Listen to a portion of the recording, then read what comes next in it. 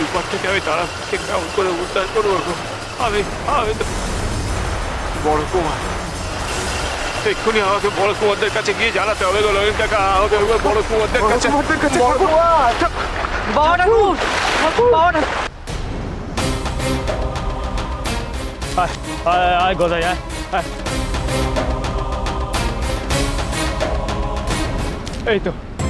এই তো বড় কুমার। বামদেব তুমি এখানে? আর তোমাকে আমরা চারিদিকে খুঁজে বেড়াচ্ছি।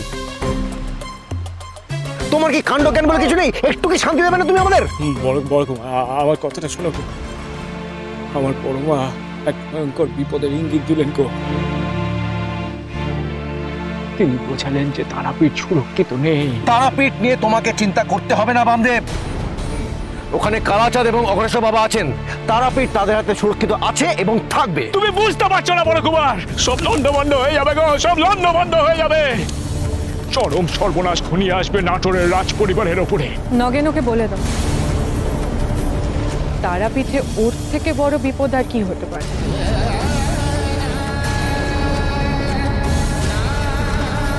অন্যতা দিদি, বামা যেখানে আছে সেখানেই তো বিপদ। ওর সাথে কথা বলে লাভ নেই ছোট বৌমা। চলো আমরা মন্দিরে যাই। বড় কুমার, অনিতা দিদি, তোরা আমাকে যত খুশি তুচ্ছাই করে গো, কিন্তু যে বিপদের কথা।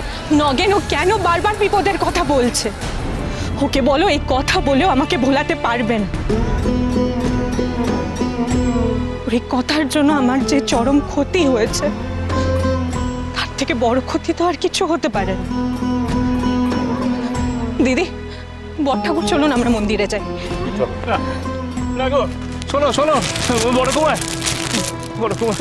অনিতা দিদি, আমি তো ওদেরকে মিথ্যে কথা বলছি না গো, মিথ্যে ভয় দেখাচ্ছি না। আমার কথাটা শোনো। এই পাগলের প্রলাপ শুনে আমাদের কি লাভ? চল তো ছোট। ফিরে যাবার জন্য প্রস্তুত হব। বিমলা মন্দিরে দর্শন সেরে তৈরি থাকো, নাহলে তোমাকে আমরা রেখে চলে যাব। এসো।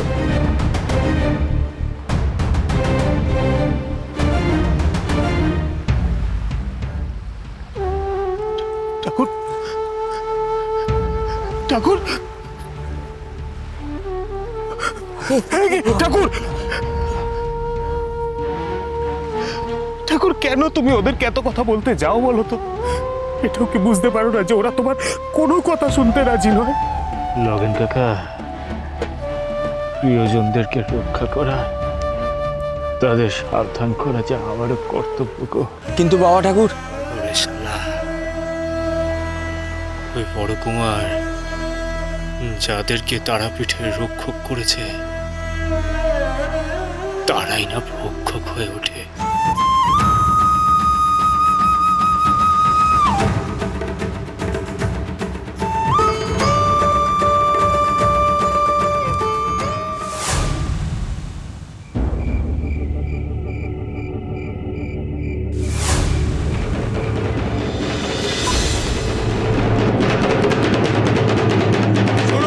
শুনুন শুনুন সকল তারাপীঠবাসীরা, এক গুরুত্বপূর্ণ কথা মন দিয়ে শুনে রাখুন।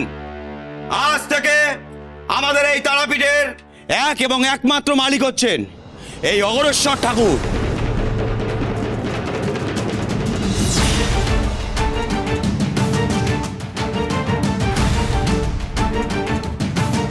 সে কি, এ কি করে সম্ভব? আমাদের তারাপীঠে বড় কুমার রয়েছেন, রানীমা আছেন, তারা সব কোথায়? আমরা মানছি না, মানবো না আমরা। হ্যাঁ হ্যাঁ, জবাব দিন। বড় কুমার রানীমাকে এখানে ডাকুন।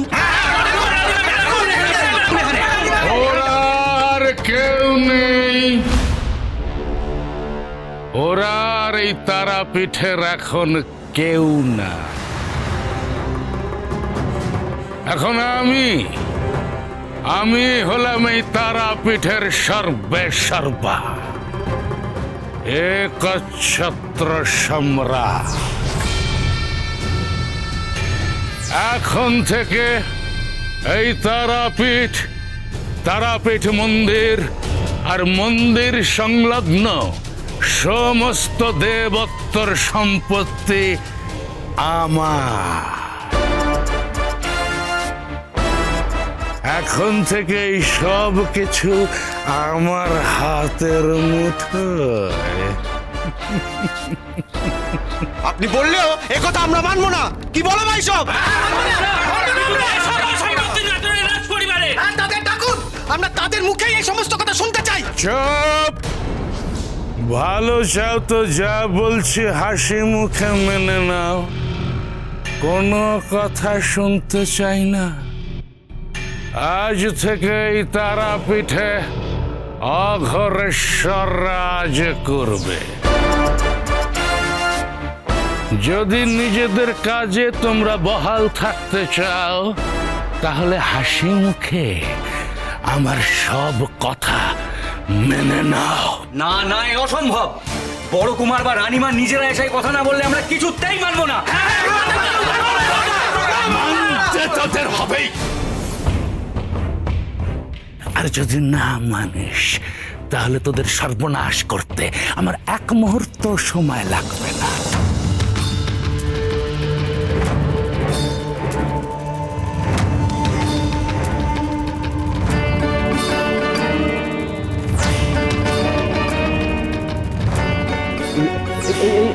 এই দেখো, আরে আরে শুনুন শুনুন, আপনারা শান্ত হন, আপনারা শান্ত হন, দয়া করে উত্তেজিত হবেন না, ভয় পাবেন না।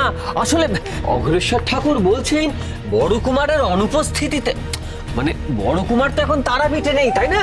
বড় কুমার তো তারাপীঠে নেই, তাই বড় কুমার এই তারাপীঠের গুরু দায়িত্ব দিয়ে গিয়েছেন অঘোরেশ্বর ঠাকুরকে।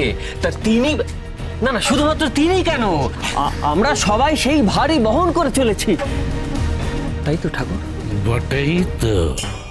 নিশ্চয়ই নিশ্চয়ই, সেই কারণেই বলছি আপনারা দয়া করে উত্তেজিত হবেন না, উত্তেজিত হলে সমস্যা বাড়বে। আপনি আমাদের অনেকটা নিশ্চিন্ত করলেন তহসিলদার মশাই।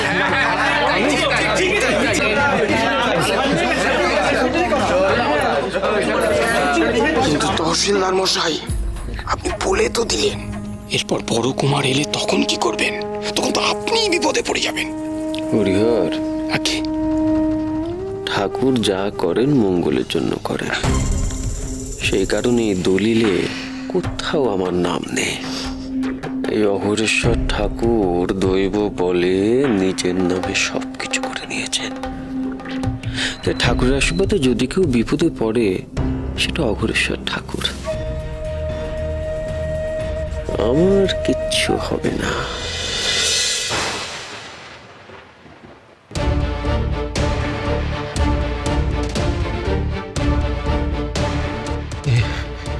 আমি কি দেখলাম?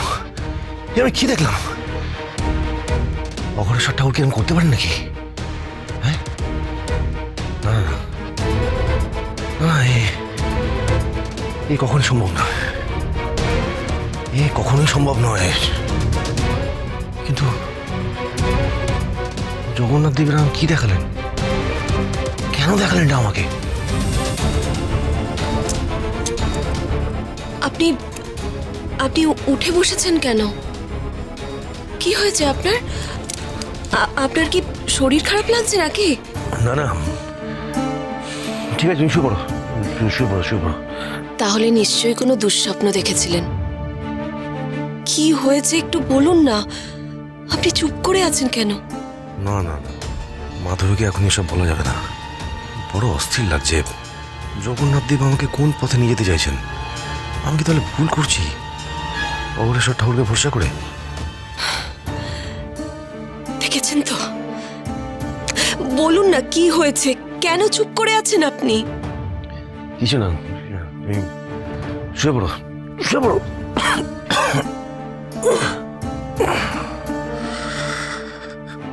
কি ব্যাপার, উনি কি দেখলেন তা তো বললেন না? কারোর কি কোনো বিপদ ঘটতে চলেছে নাকি? জানি না। জগন্নাথ দেব, আপনি সকলের মঙ্গল করুন, সকলের মঙ্গল করুন ঠাকুর।